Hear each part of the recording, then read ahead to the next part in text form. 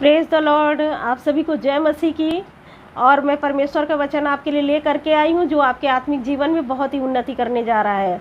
आज मैं परमेश्वर के वचन, उस वचन को आपके सम्मुख ले करके आई हूँ जो आपको अनंत जीवन देने वाला है।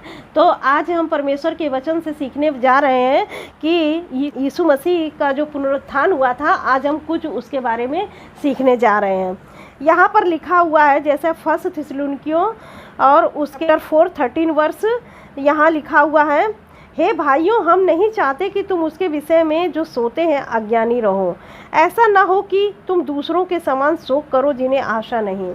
आप देखे होंगे कि लोग कहते हैं कि अरे खाओ पियो, कल तो मर जाना है और ख़त्म हो जाना है, लेकिन ऐसा नहीं है। प्रभु का वचन कहता है ऐसा ना हो कि तुम दूसरों के समान शोक करो जिन्हें आशा नहीं। तो बहुत सारे लोग कहते हैं अरे खाओ पियो मौज करो, कल तो मर जाना है, ख़त्म हो जाना है, सब चीज़ें ख़त्म हो जाएंगी। लेकिन परमेश्वर का वचन कहता है यहाँ पर कि उन लोगों के समान हमें नहीं बनना है जिनको कोई आशा नहीं है। वो तो ऐसा ही सोचते हैं कि हम लोग ख़त्म हो जाएंगे, लेकिन हम लोगों के पास में आशा है। परमेश्वर का वचन कहता है कि क्योंकि यदि हम विश्वास करते हैं कि यीशु मसीह मरा और जी भी उठा, तो वैसे ही परमेश्वर उन्हें भी जो यीशु में सो गए हैं उसी के साथ ले आएगा।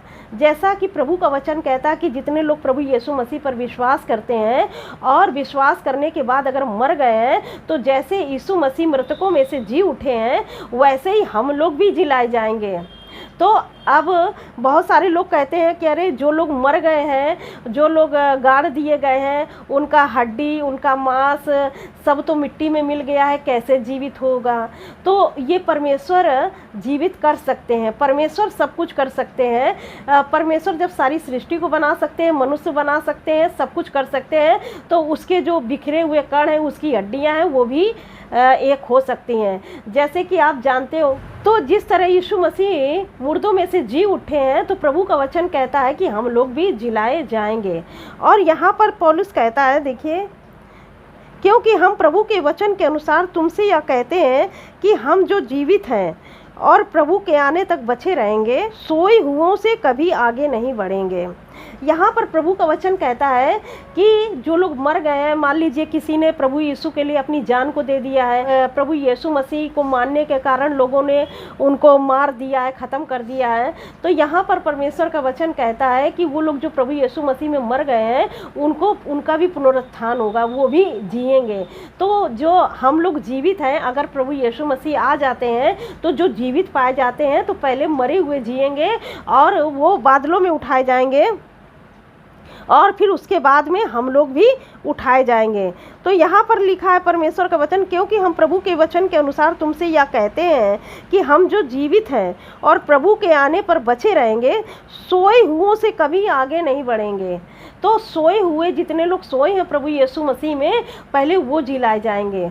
और वचन कहता है कि क्योंकि प्रभु आप ही स्वर्ग से उतरेगा और उस समय ललकार और प्रधान दूत का शब्द सुनाई देगा और परमेश्वर की तुरही फूंकी जाएगी, और जो मसीह में मरे हैं वे पहले उठेंगे। तो जितने लोग प्रभु यीशु मसीह में मर गए हैं, तो उनका भी पुनरुत्थान होगा, वो ख़त्म नहीं हुए। लोग सोचते हैं कि हम तो मर गए हैं, हमने प्रभु यीशु मसीह के लिए जान दे दी है। जैसे जो लोग मार देते हैं, ख़त्म कर देते हैं, तो वो लोग सोचते हैं कि हमने इस व्यक्ति को मार दिया, लेकिन वो मरा नहीं, वो अनंत जीवन प्राप्त कर लिया जो यीशु में मर जाते हैं। तो इसीलिए प्रभु का वचन कहता है कि उनसे आगे नहीं बढ़ेंगे, तो पहले वो जिलाए जाएंगे। फिर वचन कह रहा है कि हम जो जीवित और बचे रहेंगे उनके साथ बादलों में उठा लिए जाएंगे कि हवा में प्रभु से मिलें। तो अब प्रभु यीशु मसीह आएंगे ना, तो वो बादलों में आएंगे, वो धरती पे नहीं आएंगे, अब वो बादलों में आएंगे। और हम लोग जो जीवित रहेंगे, जो आत्मा के अनुसार चल रहे हैं, जिसने अपने शरीर को पवित्र और परमेश्वर को भावता हुआ चढ़ाया है, और जो आत्मा के अनुसार जीवित है और आत्मा के अनुसार चल भी रहा है, तो प्रभु का वचन कहता है कि वो लोग उठा लिए जाएंगे और हवा में बातें करेंगे। बहुत सारे लोग हैं जैसे कि प्रभु यीशु मसीह में है, तो वचन कहता है कि एक ही परिवार में दो लोग होंगे विश्वास करने वाले, लेकिन वो दोनों में सिर्फ एक ही उठाया जाएगा। तो आप देखे होंगे किसी भी परिवार में है, अगर कोई दो व्यक्ति हैं प्रभु पर विश्वास करते हैं, तो कोई तो बहुत प्रेयर करेगा, बहुत आत्मिक जीवन जिएगा, और कोई थोड़ा उससे कम करेगा, थोड़ा संसार में भी चलेगा, थोड़ा प्रभु में भी चलेगा। तो प्रभु का वचन कहता है कि दोनों लोग सोए होंगे, लेकिन एक को उठा लिया जाएगा, एक को छोड़ दिया जाएगा। तो इसलिए वो स्थिति ना आ पाए कि हमको परमेश्वर छोड़े।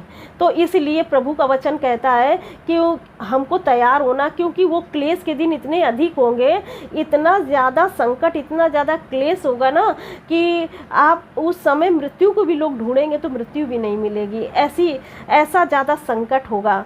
तो परमेश्वर यही चाहते हैं कि परमेश्वर चाहते हैं कि आप बचाए जाएं।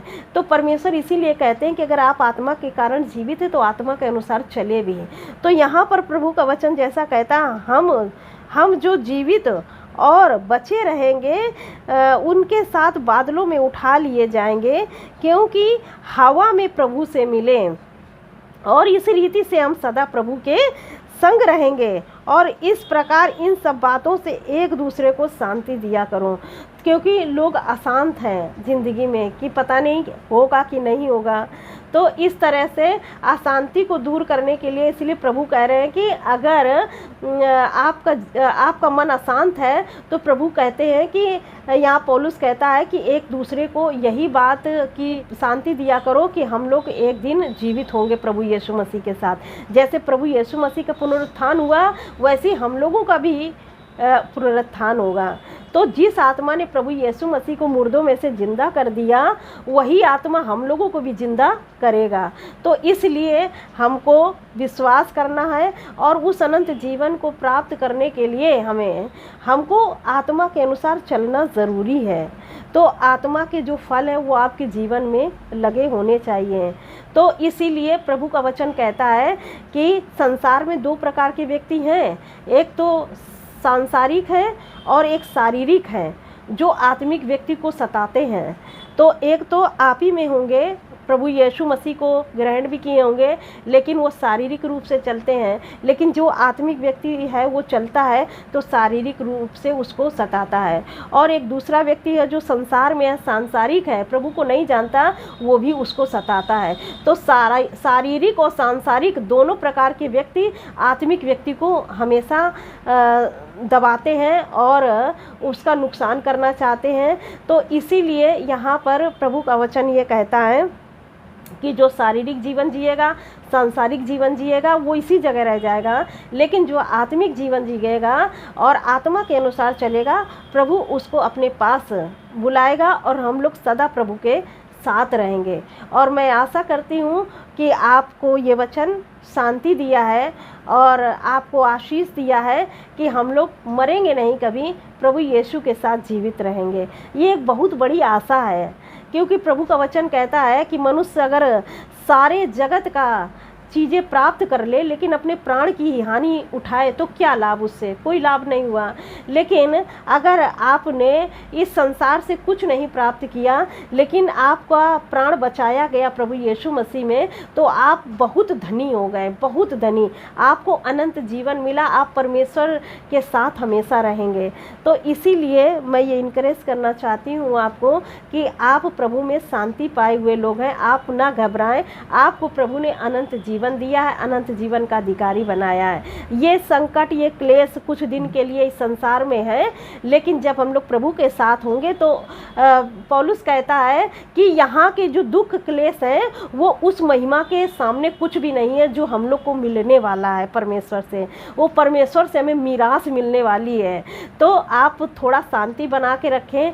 जो स्ट्रगल चल रहा है, जो परेशानियाँ आपकी ज़िंदगी में हैं, तो ऐसा नहीं है कि आप प्रभु यीशु मसीह में आ गए हैं तो पूरी तरह से आप परेशानियों से छूट गए हैं। नहीं, जब आप प्रभु यीशु मसीह में आते हैं ना, तो और जो आत्मिक युद्ध है और तेज हो जाता है आपकी ज़िंदगी में। तो अगर आप सतर्क नहीं होते हैं, प्रभु के वचन के अनुसार नहीं चलते हैं, तब आप बहुत ही ज़्यादा कठिनाई का संकट को फेस करते हैं अपनी ज़िंदगी में। तो मैं आशा करती हूँ कि जब आप आत्मा के अनुसार जीवित हैं तो आप आत्मा के अनुसार चलें, जिससे कि आपका भी पुनरुत्थान हो, आप सदा परमेश्वर के साथ रहें और और इन संकट, इन क्लेशों से आप जो पृथ्वी पर है इनसे छूट जाए। मैं आशा करती हूँ आज का ये वचन बहुत आपको आशीष दिया है। परमेश्वर इस वचन से आप सबको बहुत आज के आशीष दे। God bless you all. Thank you.